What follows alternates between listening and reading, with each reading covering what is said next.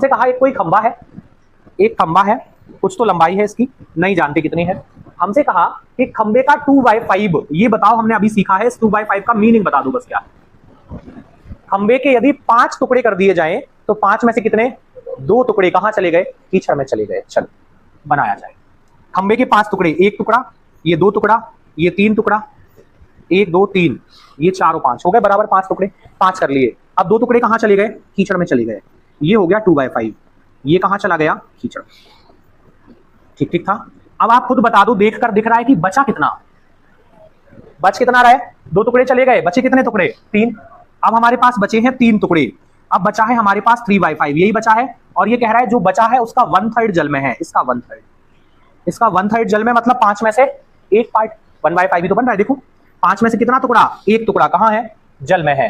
तो 2 टुकड़े कीचड़ में और 1 टुकड़ा ये कहां चला जाएगा, जल में, ये जल में चला गया। ठीक था।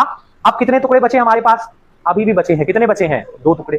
अब 2 टुकड़े बचे हैं और ये 2 टुकड़ों को बता रहा है कितने मीटर के हैं, ये 6 मीटर के।